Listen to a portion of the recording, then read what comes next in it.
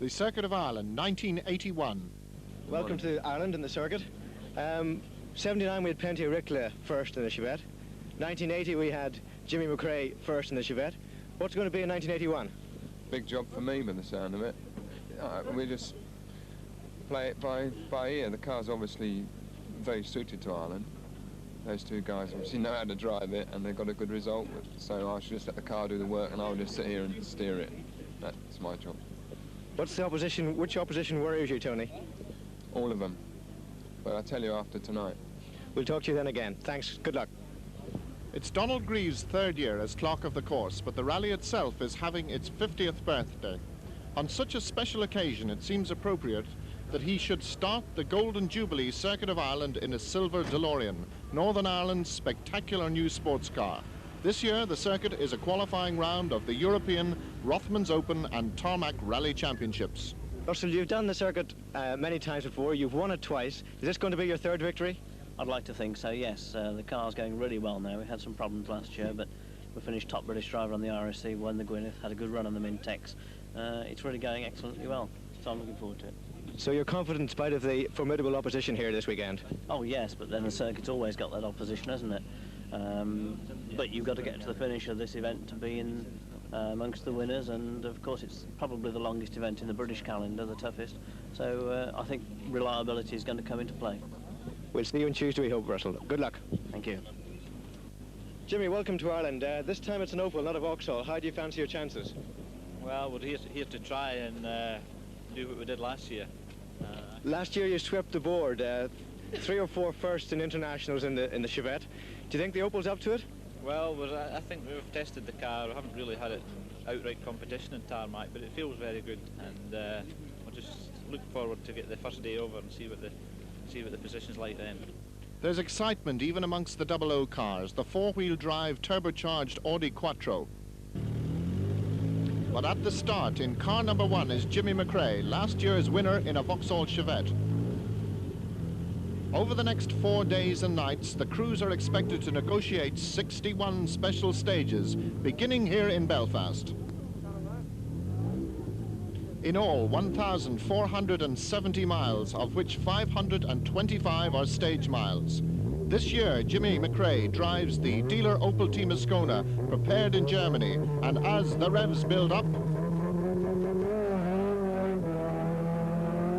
the 1981 circuit is underway. Penty at number 2 warms up the tyres. Rickla and Phil Short are both past winners of the circuit. Penty with DTV in 1979, and Phil when he partnered Jack Tordoff in 1973. Penty, now in the Rothmans-sponsored Escort RS 1800, leads the Open Championship after a win on the first round, and is expected to give McRae and Tony Pond a real run for their money in this, the toughest test of them all. He and teammate Malcolm Wilson are on Pirelli tyres, a factor which was going to have surprising consequences for the Italian short teams.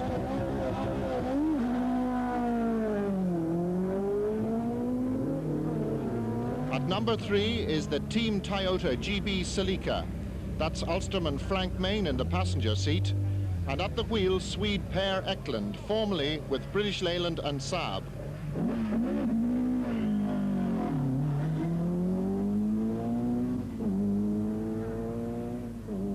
Next is the pre-rally favourite Tony Pond in the DTV Chevette HSR, who makes a rather hesitant start.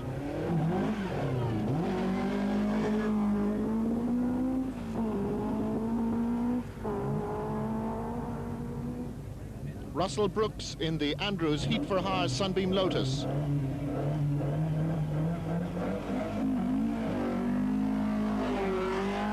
Who incidentally became a daddy just 7 hours previously. Malcolm Wilson and Terry Harriman in the other Rothmans Escort.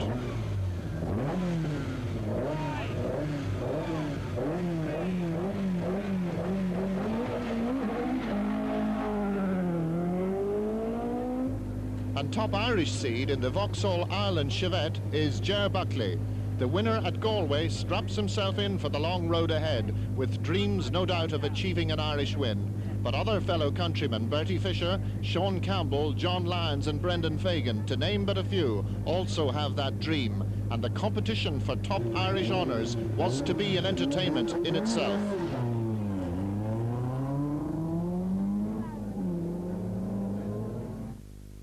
Other Irish hopefuls at the start were Donny Keating in the Pernod Chevette, John Coyne, rigid with fear and with Christy Farrell,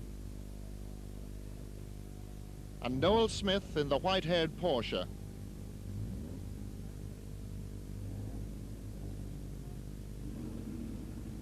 I was chancing my arm. The Belfast City Council may be one of the circuit's main sponsors, but to hope for a free entry was expecting just a little bit too much.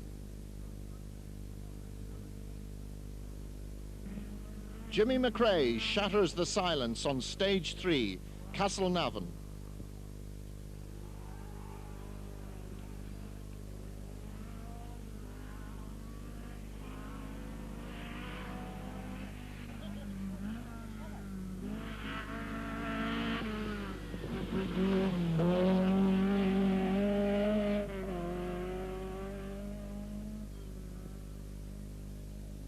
Next on the road, it's Penty Auricola.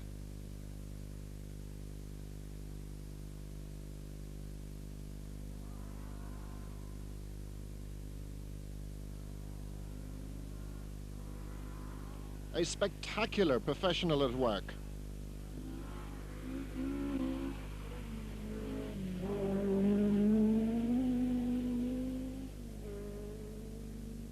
Per Eklund is less happy in the Toyota.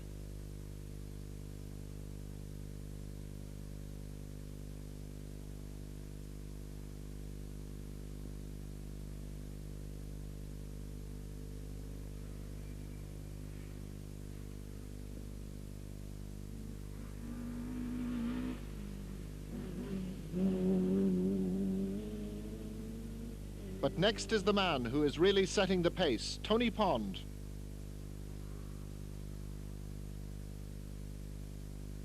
Tony was fastest on the first 2 stages and obviously is going well here.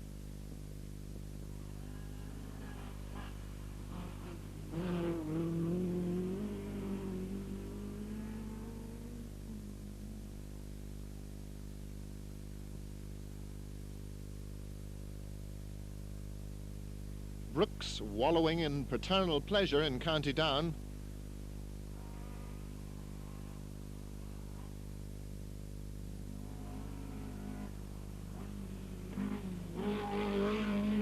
And thoroughly enjoying himself.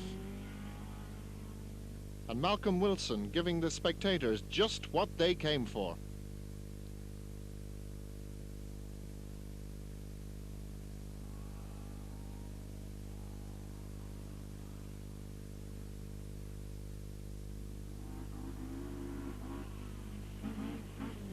But trouble is to strike early for this Rothmans crew. Ger Buckley is a long way from County Cork, and I'm afraid it rather shows. Bertie Fisher also taking time to settle in.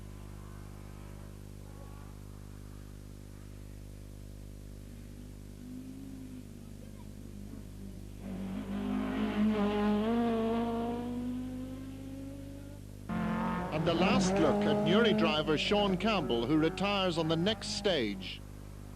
John Lyons in the downtown car, however, has been flying right from the start and is lying second after 2 stages. Tim Bryce from Kent in the front-wheel drive Fiesta. Ian Cathcart. John Coyne.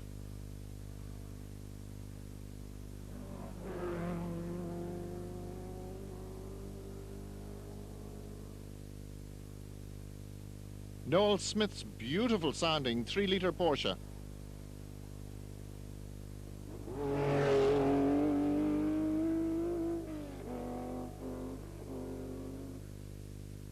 Ken McMillan, who is to be another early retirement.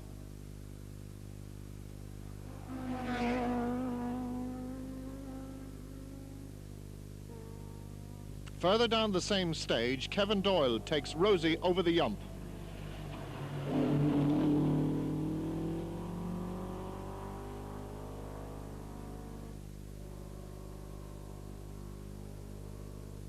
Alan Fraser in the Group 1 RS2000.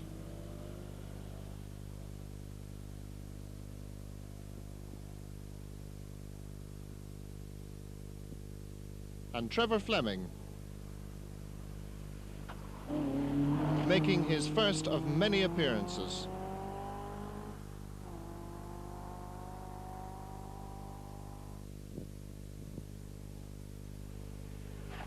Neil Calvert adds a bit of variety to Group 1, and so on to Stage 4, Hamilton's Folly. Winston Henry now up to 7th place.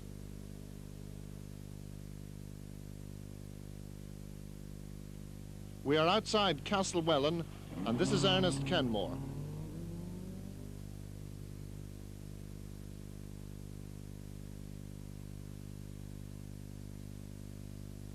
Kevin Doyle in the KD cars of Guildford Sunbeam is to roll out on the next stage.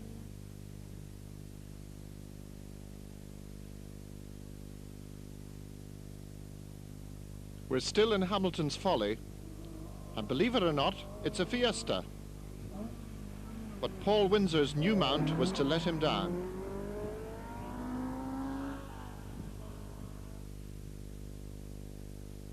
Rod Eales from Somerset is destined to crown his day with a major accident.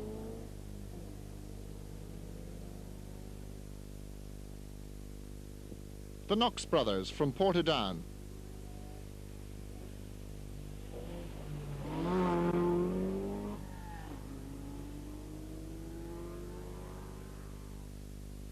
Mike Dunnion in another Sunbeam. Gives it a nice wide throw. And so to Stage 6, Listener Creevy. And Listener Creevy goes international. Gérald Duchin from France.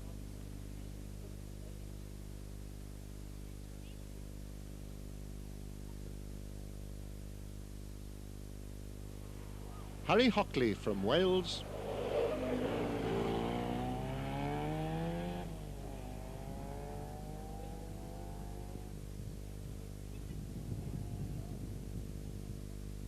And all the way from Belfast, Peter Clark.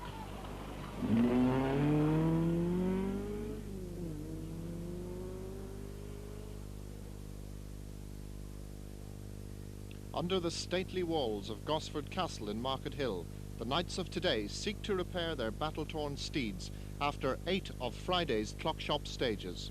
Already there have been many surprises, the chief ones being the uncompetitiveness of the Rothmans and Toyota teams due to their Pirelli tyres. In his efforts to stay on terms, Penty had spun his Escort backwards into a tree, and Malcolm Wilson had punctures and suspension failures to report to his team manager. As the crowds gather under the shadows of the Rothmans' castle to survey the damage, the mechanics work furiously to keep the two Escorts in the rally. Stocking up in Yorkies for the long drive ahead is Dubliner John Tansey.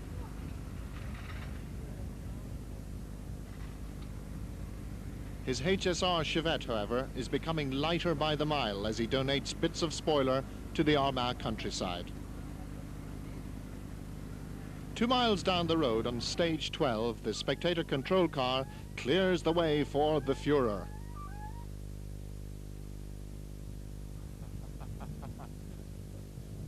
Followed by 001 with 2 passengers, 3 minutes to spare, 4-wheel drive and 5 cylinders.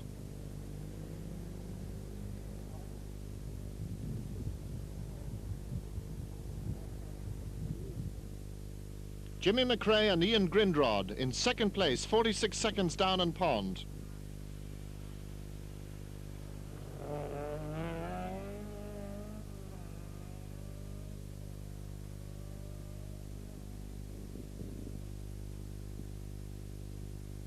Tony Pond and Mike Nicholson, the leaders.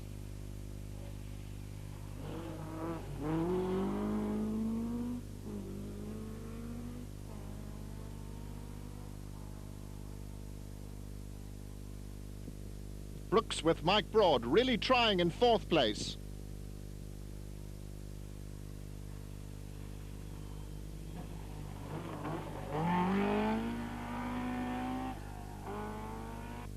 Per Eklund and Frank Main down in 10th and smoking the rear wheels in their efforts.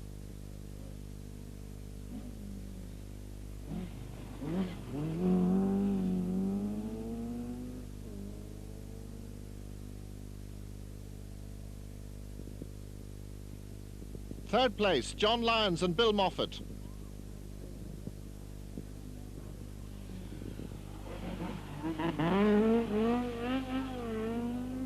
Second quickest only to Pond on this stage.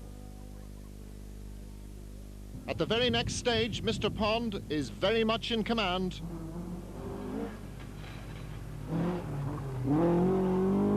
The Englishman has been fastest on 8 of the 11 stages to date. Russell Brookes wanting to make up for some of his recent circuit disappointments. On the ragged edge.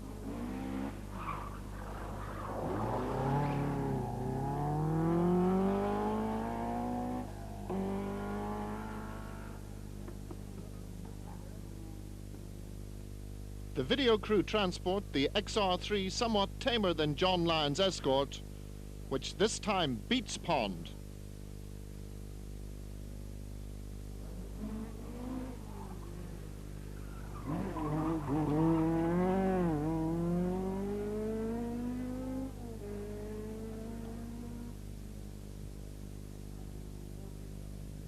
Per Eklund and Frank Main just aren't happy with their rubber.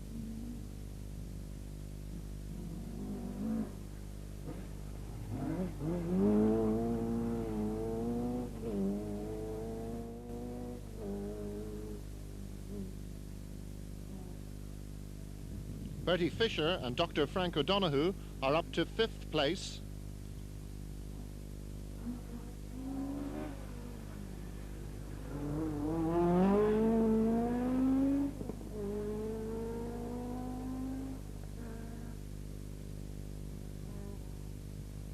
And Ger Buckley is now a steady 7th, pacing himself on this marathon.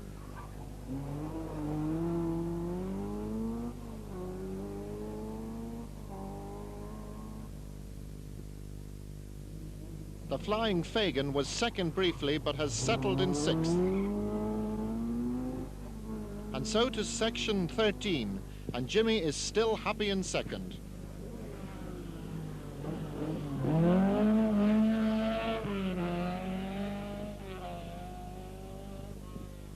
Although beaten by Lyons on the last stage, Tony Pond makes amends on this one and still leads the rally.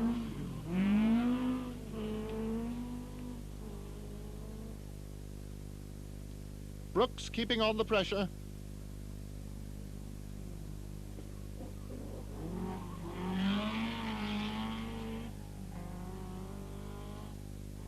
Lyons.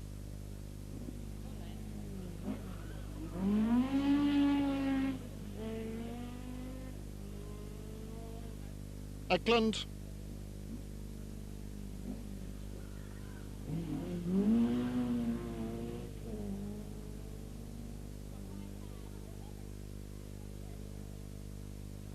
Bertie Fisher in the wide Escort.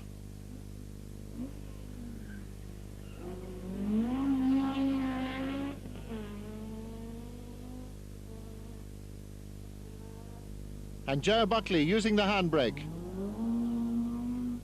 Another Chevette, Donny Keating, superb here.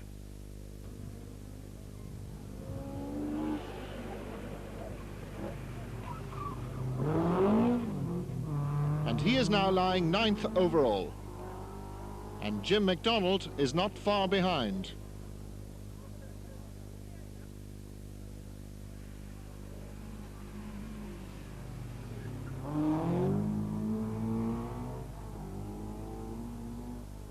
Noel Smith and Ian Turkington have the elderly Porsche up to 8th.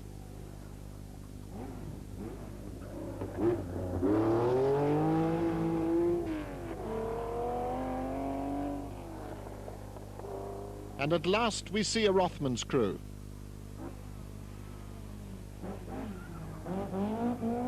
But there's better to come, for Penty Auricola is about to make the international rally debut of the hatchback Escort.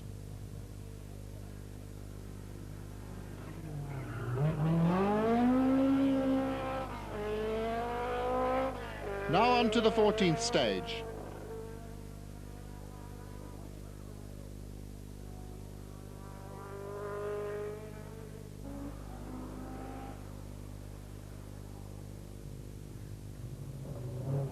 That's John Connors from Donegal.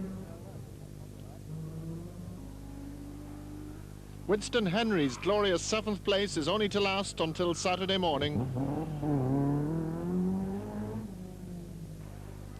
John Coyne comes down and through the human wall.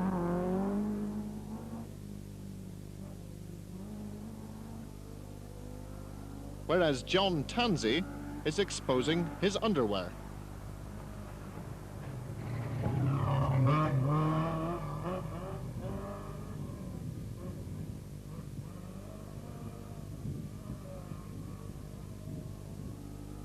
Peter Ripley from Yorkshire.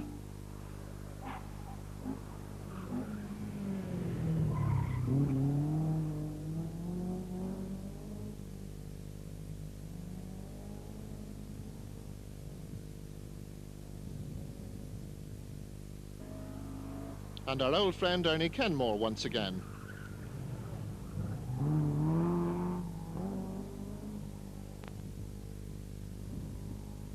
At the finish of the first day, Gérald Duchamp bids us bonsoir.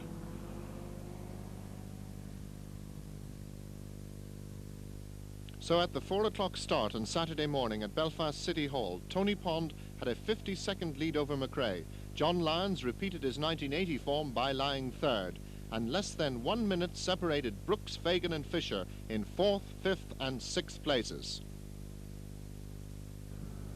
It's Jimmy McRae, the new leader. Yes, Tony Pond's great run came to an end 5 stages ago when the prop shaft coupling gave way on the Chevette and damaged the gearbox. This promotes Russell Brookes to 2nd place.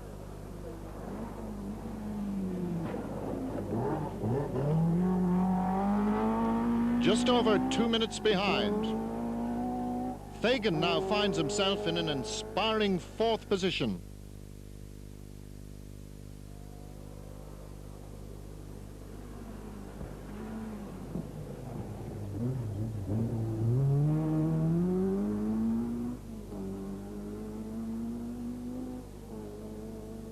But Ger Buckley is the man that's really been flying.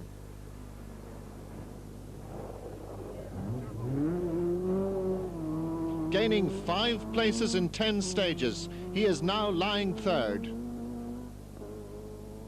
For John Lyons, it's not been a happy morning. Punctures, steering, cracked manifold and an off have demoted him to 5th.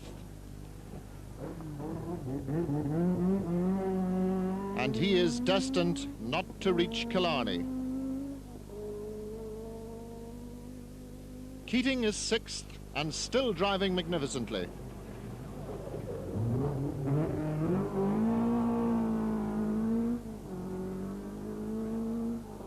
But Enniskillen Ian Cathcart is way down after his Friday problems.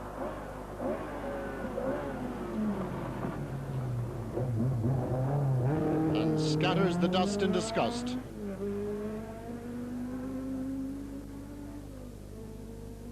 John Coyne, also doing a bit of dust spreading, has clipped a rock and damaged his steering.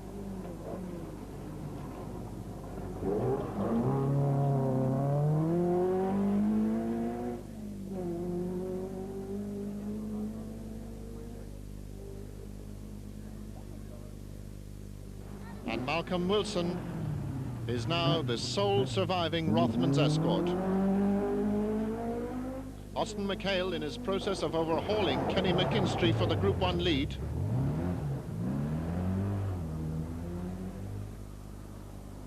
Jimmy Logan lying third in Group 1. Bertie Fisher is missing a bonnet.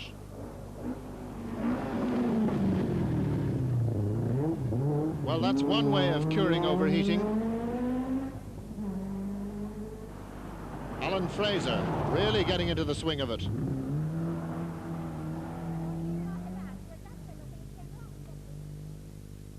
One stage later brings us 20 miles south of Limerick, where Warren Craig and Jackson Allen are in a rush.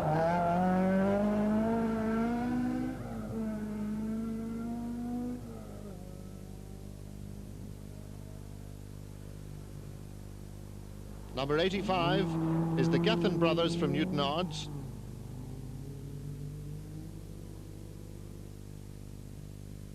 And this is Desi Coates, high on effort.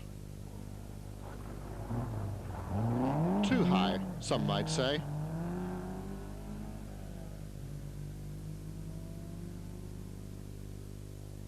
Monaghan man Robert Moffat is not in his Group 4 escort this year.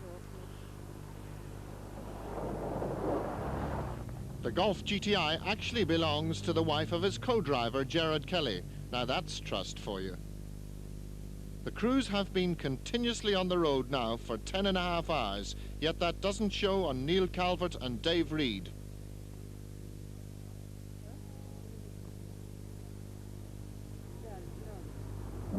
The Burnley crew in the Opel Ascona.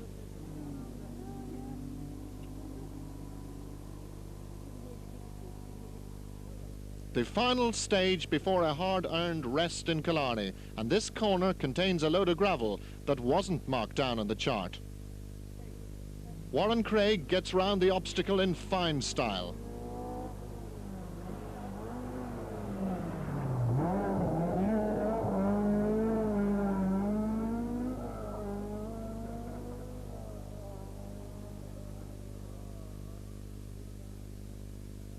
But here comes our hero, Desi Coates, with a very different approach.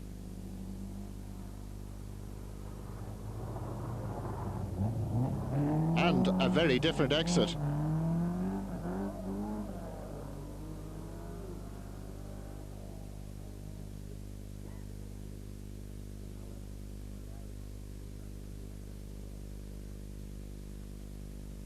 Norman Thompson from Belfast is driving a Fiat this year.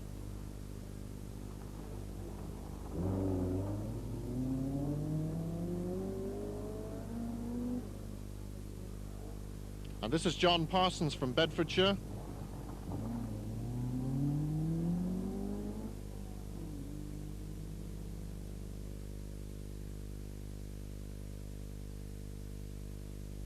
Trevor Noble is heading towards yet another class win on yet another circuit.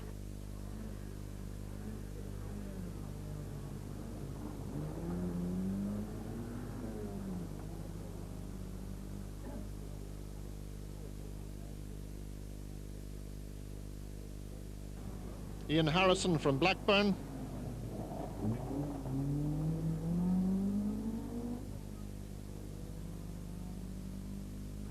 And David Clark, a front runner in the 1300 Group 1 class.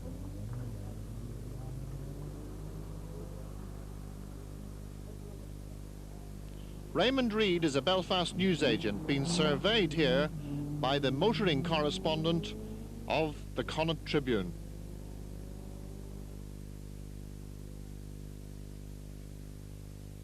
Killarney at last, but amazingly after 500 miles the competitors have still only covered 1/3 of the total distance. Saturday has seen the retirements of Tony Pond, Agricola, Fisher, Lyons, Cathcart and Noel Smith, but the battle is far from over. Russell Brookes is less than 2 minutes behind the popular McRae, and Ger Buckley has worked very hard to arrive in his home territory in 3rd position. Brendan Fagan is on the same minute as Buckley in another Chevette, and Donny Keating makes it a Vauxhall trio in the top 5. Eckland has brought the Toyota up to 6th. And so to the Sunday run. Jimmy, you had 3 minutes of a comfortable lead overnight. How have you managed the 3 stages this morning? Well, that was a mistake in the results, actually. We only had a minute to quarters. We made a mistake with Russell's time. But we've been taking time out of Russell this morning. So you've increased your lead now? Yes, 2 seconds. We're not much in it, you know. Jimmy, it was reported that you had a bit of a problem with the tyre availability. How's that situation? Just the hot weather you have down here. We didn't bring enough dry weather tyres. Brendan, how's it going for you this morning? Well, it's not too good really. We've changed the gearbox and prop shaft and we've oil coming out of our breather on the engine, so we're just living in hope at the moment. Have you lost a couple of places? Maybe one place, but we dropped 6 minutes on the road.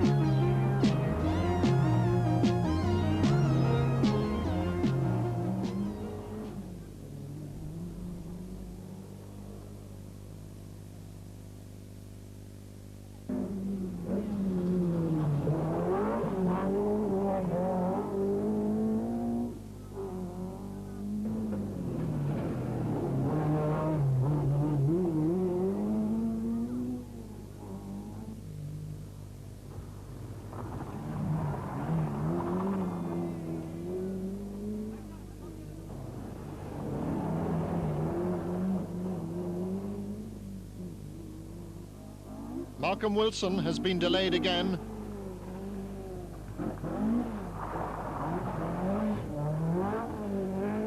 With a gearbox change after the last stage. Rosie Smith leads the ladies, but her manifold doesn't sound too charming.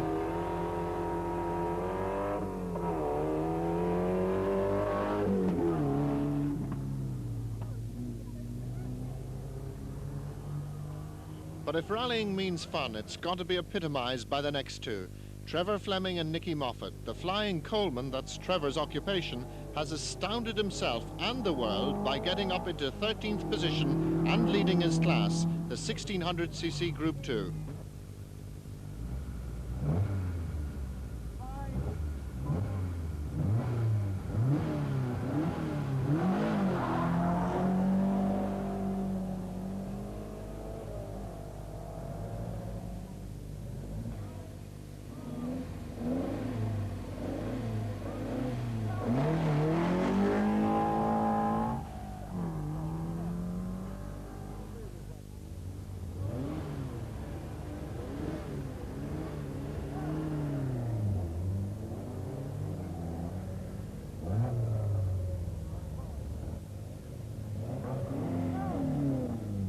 Talking of noodles, this Chevette has really gone to pot. John Tansey has now balanced his spoiler.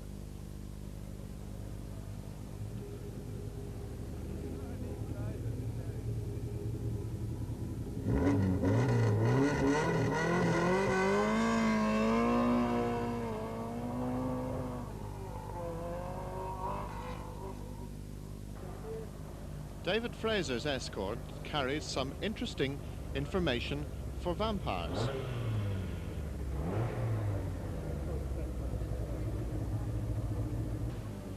Well, co-driver Nigel Hamill certainly knows there's a lot at stake.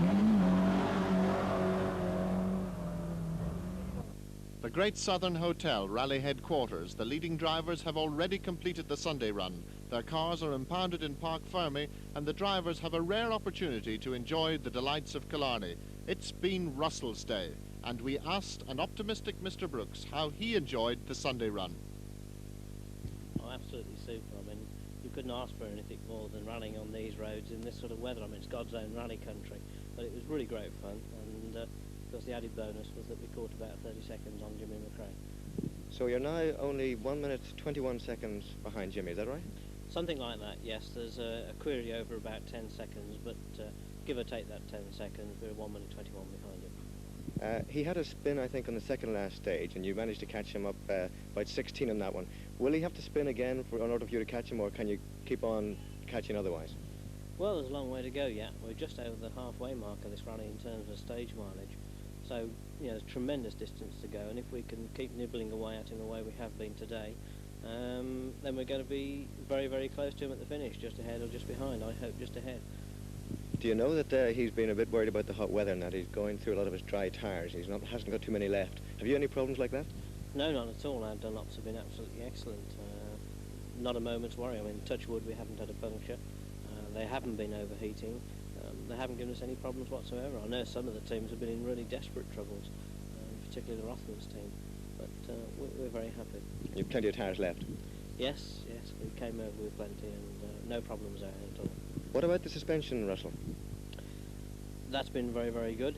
We set it very high, in fact, for this rally. The suspension is almost at forest height, and it seems to be working very well. We're not bottoming out at all, and it rides the bumps exceptionally well, even though it's not quite as steady on the corners as perhaps it could be, but it's a very, very good compromise and really has given us no problems. You had a slight problem with suspension this morning. That's been totally cured now, has it? Yes, that was just a worn ball joint, and it gradually got worse during the event. It's one of those things that you expect, and we changed it after the second stage today, and since then everything's been fine. Well, Russell, it promises to be a very close battle all the way to the finish in Belfast on Tuesday, and we wish you all the best. We'll be watching closely. Thanks very much. It's a very enjoyable rally. I'm going to look forward to it. So it looks like the winner of the Golden Jubilee Circuit of Ireland will be one of the two previous winners, Jimmy McRae and Russell Brookes. The extraordinary situation is that the Sunday run has not changed any of the other top 6 placings, but Eckland is under severe threat from Jimmy McDonald, just 11 seconds in arrears. To keep on the right side of the law, it is compulsory to have tyres with treads, and that was the first task for the support crews on Monday morning in preparation for the long run back to Belfast. Donald Grieve had always promised a sting in the tail. Ahead of the 56 survivors lay 650 miles with only 1.5 hour break for the next 23 hours. Tyre supplies were crucial on one of the hottest Easters ever, with Ireland looking like Africa as they experienced safari conditions on the 43rd stage.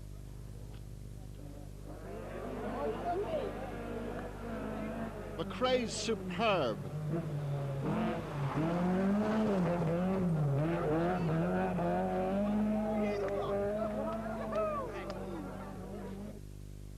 And Brookes matches him.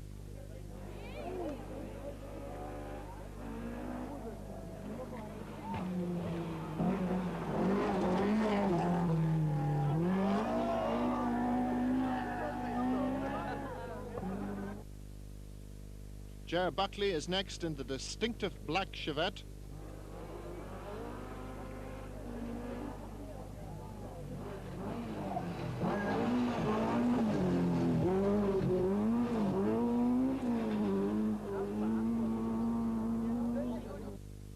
Then it's Fagan.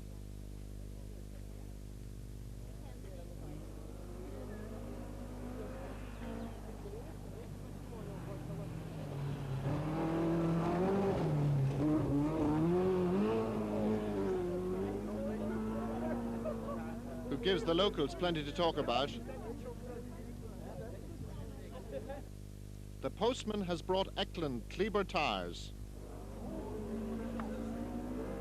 Just watch the difference.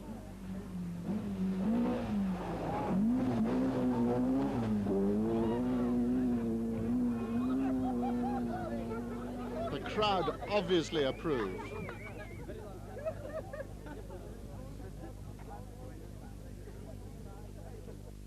Donny Keating, always fast. And he still hasn't marked the Chevette.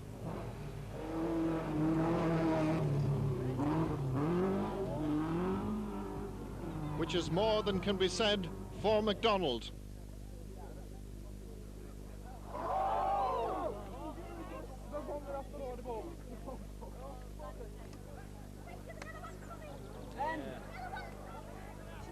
He still hasn't fired, and time is running out.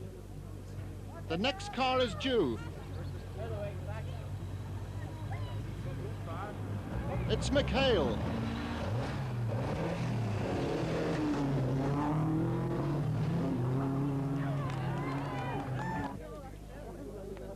Novice Kenny McKinstry shows up many of the experts.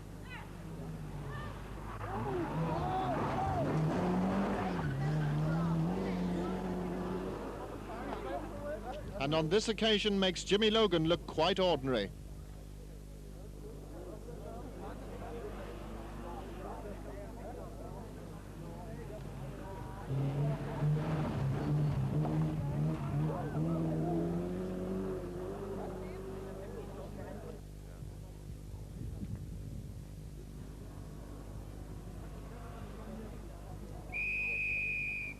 Well, it's a bit late to remember your whistle. Mike Stewart.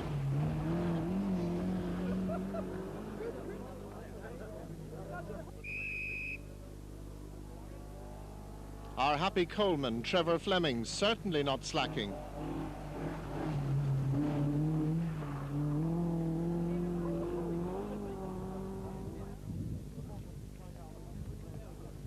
Sean's very proud of his little part of the world, and he likes to keep it neat and tidy. A sentiment that Dubliner John Murphy doesn't really go along with.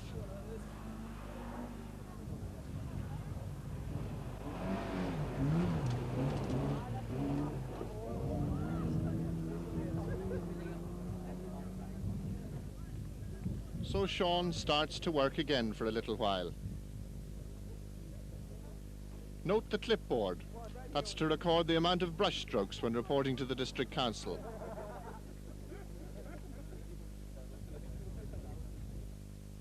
Rosie would certainly appreciate the cleanliness.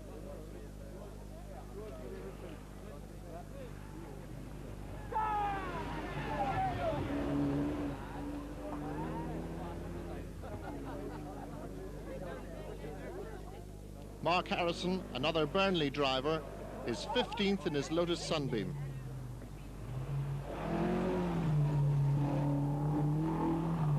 Some of the later runners are finding the bridge a real problem. John Cleary.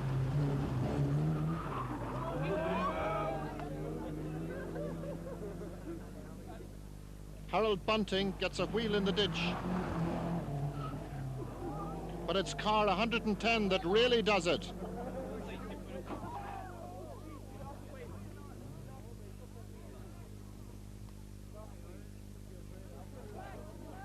What Seamus Burke doesn't yet know is that he is missing a rear wheel. Peter McCullough is dispatched to investigate. Now there's another problem. Robert Mahari is totally unaware of the three-legged obstacle.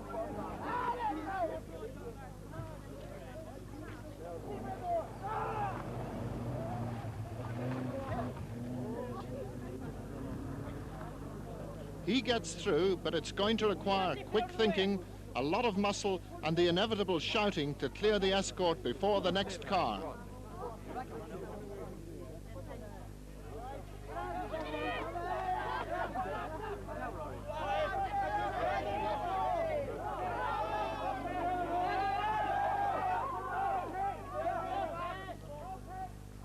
James Wilson and his wife Hilary must be wondering what all the fuss was about.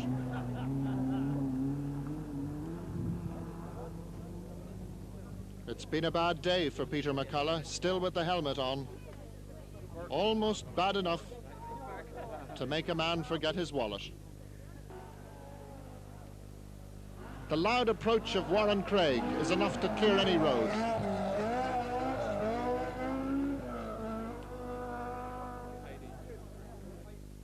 And who could this be? Not Mr. Coates again.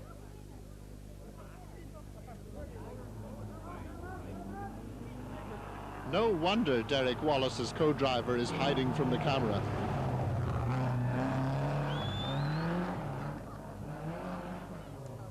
We see you, John. We see the three-point turn. Reluctantly, we have to take the camera away from all this action. But we have a boat to catch. Hello, ladies, on the ferry now from Tarbert. How are you enjoying the rally? Oh, it's been fabulous, and the weather's been so good. The one problem is we're all running out of tires very rapidly. Pauline, would you not rather be sunbathing than driving in this kind of weather? Certainly, but you must admit, for the Golden Jubilee rally, it couldn't be better weather. It certainly is a golden rally. Rosemary, you were 14th overall last night. How do you think it's going for you presently? You've done 3 stages since then. Well, it's hard to know. I mean, we're going the same pace virtually as we did yesterday, so we're just hoping that people ahead of us might fall out, but I don't think we'll move up otherwise. Are you confident, Pauline, that you're going to make it all the way to the finish in Belfast on Tuesday morning? We certainly hope so, but we're also trying to get in the top 10. Rosemary Smith and Pauline Gullick touched the dealer Opel Team Ireland Ascona down on the north side of the Shannon Estuary as the leaders negotiate Special Section 45. Although Jimmy McRae has gained 11 seconds on Russell Brookes in the 3 stages since Killarney, a 1-minute 32-second advantage is not a comfortable gap with somebody like Russell on your heels. But they weren't the only 2 trying.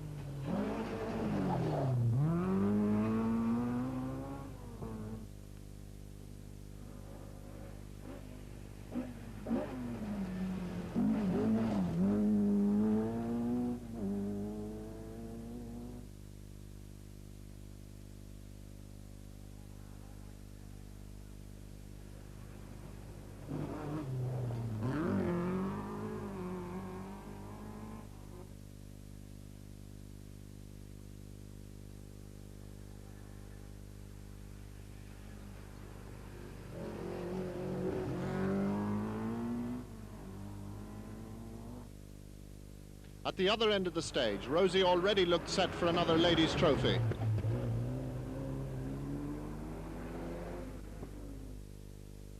Mark Harrison and John Meadows follow her through.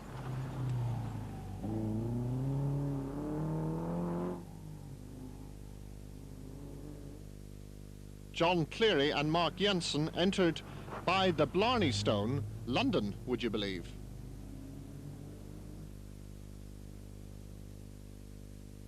Brian Grant and Bernard Smith pleased to be amongst the 50 or so remaining crews. It may be all go at the Harold Bunting camp, but the real drama was happening at Special Section 46. Russell Brookes had crashed, losing 5 minutes and dropping to 4th place, and Jim McDonald had also been caught out on the same bend. We now move north of Ennis to the 10-miler. It's 5:30 p.m. on Bank Holiday Monday, and Kenny McKinstry is still second in Group 1 despite numerous problems.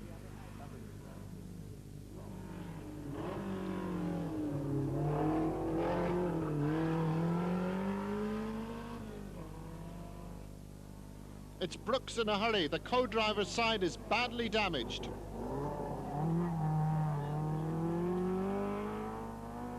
But he's not settling for 4th place. Fleming still keeps the home fires burning, despite a slipping clutch.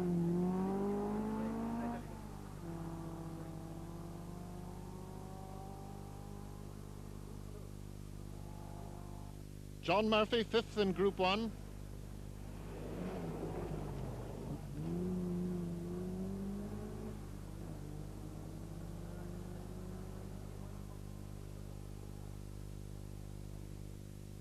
And Brian Grant again.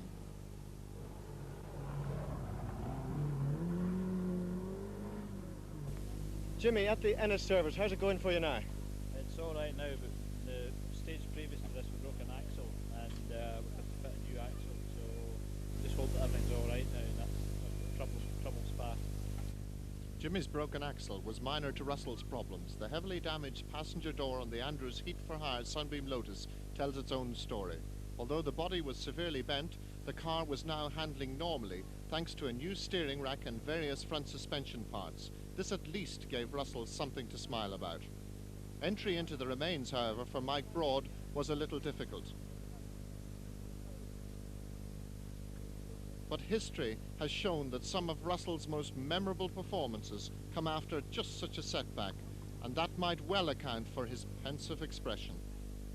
the leaderboard that doesn't tell the whole story. Russell is now 4th due to road penalties, and Ger Buckley one step nearer his life's ambition as the lights go on for the drive northward through the night.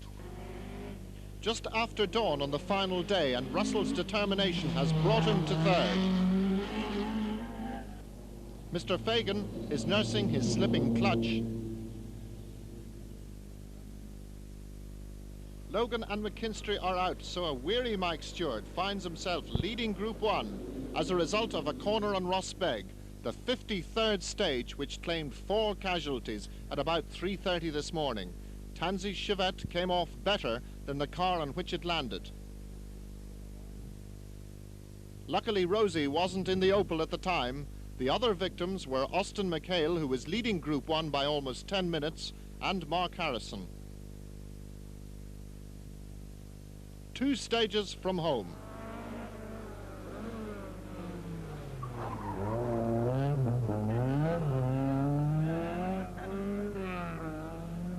And one of the biggest gatherings of spectators we have seen on any stage throughout the long weekend has assembled here, just outside Dungiven, County Derry, at breakfast time on Easter Tuesday morning, proving again that the circuit is Ireland's premier sporting attraction.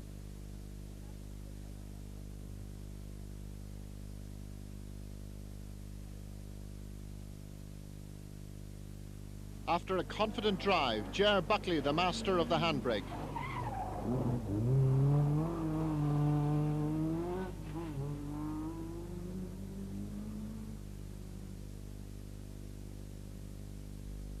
Some people will go to any heights to get a good view.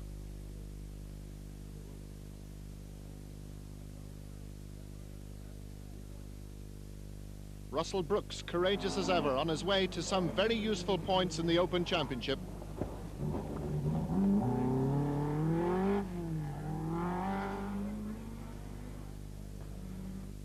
Per Eklund, giving in to tiredness, has a momentary lapse of concentration.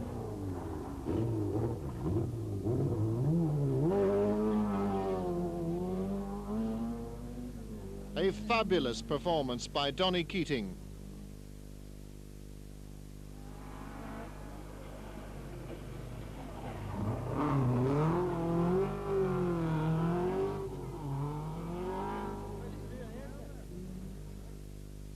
Brendan Fagan looks as if his clutch could hold to the finish.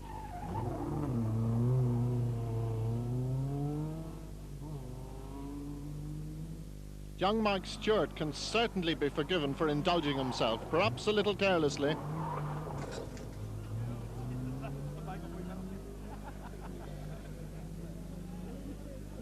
And it seems that the dust and stones that he scattered on his audience don't even bother the dedicated rally fans.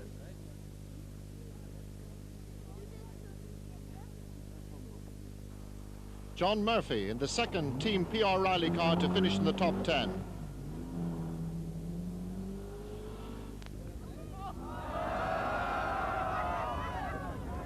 Virtually his only mechanical failure in the entire event.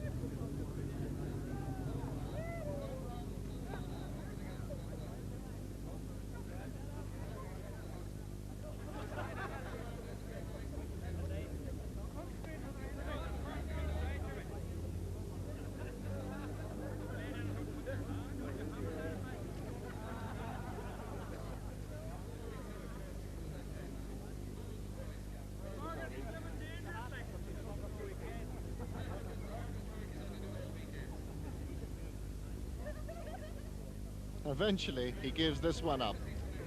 Margaret McRae sympathizes, and a replacement bottle is found. We leave you with a look back at some of that McRae winning magic.